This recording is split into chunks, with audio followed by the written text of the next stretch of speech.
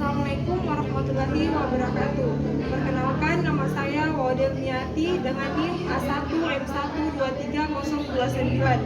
Pada kesempatan kali ini saya akan menyampaikan sebuah cerita rakyat yang berasal dari daerah Muna yang berjudul Kisah Legenda Betena Temula sebagai awal munculnya Kerajaan Muna. Pada saat itu dibangun rumah besar untuk Sang Mieno Wamelai atau orang Wamelai. Akan tetapi kekurangan bambu untuk lantainya. Sang Mieno Wamelai memerintahkan 4 lelaki anak buahnya untuk pergi mencari bambu di hutan. Sesampainya di hutan, mereka mulai memotong bambu. Akan tetapi ketika hendak memotong bambu bagian bawahnya, terdengar suara, "Aduh, kakiku sakit." Jika memotong bagian bambu bagian tengahnya, terdengar suara, "Aduh, punggungku sakit." Lalu, jika memotong bambu bagian atasnya, terdengar suara yang sama, "Aduh, kepalaku sakit." Akhirnya tidak berani memotongnya dan mereka langsung pulang. Mereka menghadap Sang Mieno Wamelai dengan tangan hampa. Mereka menceritakan kejadian terdengarnya suara aneh saat hendak memotong bambu. Sang Mieno Wamelai tidak mempercayai akan cerita itu dan mengira mereka malas. Lalu diperintahkan mereka untuk kembali ke rumah dengan membawa pulang bambu. Bila mana mereka tidak membawa pulang bambu, maka mereka akan dibunuh.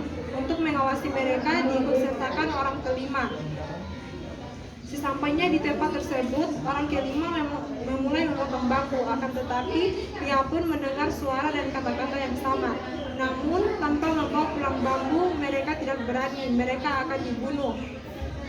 Mereka pun menggali bambu tersebut lalu dibawa pulang.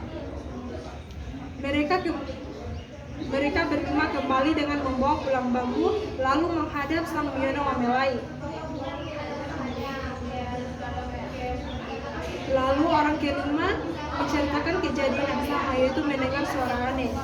Sang Mieno Wamelai langsung mencoba membela bambu tersebut dan ia pun mendengar suara dan kata-kata yang sama.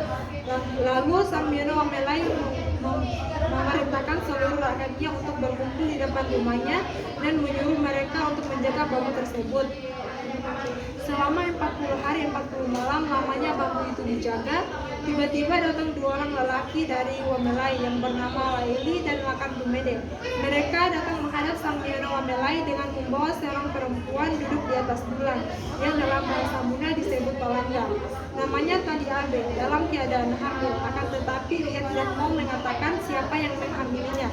Satu-satunya yang dia katakan bahwa ayah anak yang dikandungnya bukanlah orang Luwu, akan tetapi orang Timur. Wanita tersebut ternyata putri Raja Luwu, saudara perempuan Sawerigani. Dia dibuang di laut dan didudukannya di atas batu yang tinggi oleh ayahnya karena malu anaknya hamil tanpa suami. Namun batu tersebut bersama Tadi Abe tidak juga tenggelam, akan tetapi mengapung. Lalu ditemukannya oleh Laili dan Lakan Tumede di sekitar Tanah Nampawale. Tiba-tiba terdengar suara darah dalam bambu yang ditujukan kepada wanita itu atau kepada Tadi Abe. "Engkau menjadi istriku." Wanita itu, Tadi Abe, berkata, "Aku dalam keadaan begini karena ulahku." Akhirnya atas perintah Sang Mieno Wamelai, Tadi Abe dan bambu itu dibawa ke Lampu Balano. Akan tetapi Tadi Abe tidak beranjak dari bulangnya. Dia bisa dibawa bersama ke Lampu Balano jika diangkat dengan bulangnya, sehingga diberi gelar Sang Kepalangga. Sesampainya di Lampu Balano, bambu itu dibela dan muncullah seorang lelaki. Pengakuan lelaki itu bernama Laili. Laili diberi nama oleh rakyat Wamelai menurut asalnya, yaitu Betena Temula atau dilahirkan dari dalam bambu.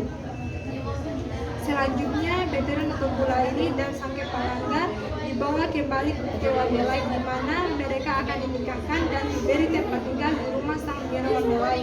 Dari pernikahan mereka melahirkan 3 orang anak, yaitu anak pertama seorang putra yang bernama Runtu Walau dan anak kedua seorang putri yang bernama Kila Bibito, serta anak ketiga seorang putra yang bernama Kahua Bangkano. Runtu Walau kembali ke Luwu dan Kila Bibito menikah dengan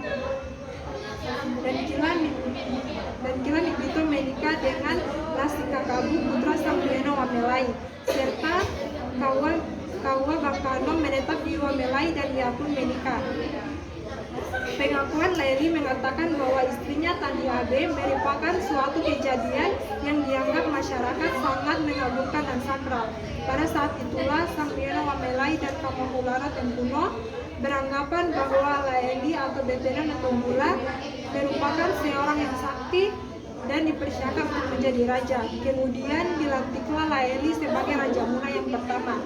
Beliau memerintah selama 50 tahun, dari tahun 1417 sampai 1467, bersama dengan permaisurinya yang bernama Tadiabe. Dengan dilantiknya Raja Muna yang pertama, maka muncullah pada saat itu Kerajaan Muna. Pesan dan nilai moral yang dapat diambil dari cerita rakyat kali ini yaitu kita tidak boleh memaksakan kehendak kita kepada orang lain, dan kita tidak boleh mempergunakan kekuasaan kita untuk menyuruh-nyuruh orang lain sesuka hati kita. Baik, itulah cerita rakyat yang dapat saya sampaikan. Lebih dan kurangnya mohon dimaafkan. Wabillahi taufiq wal hidayah. Wassalamualaikum warahmatullahi wabarakatuh.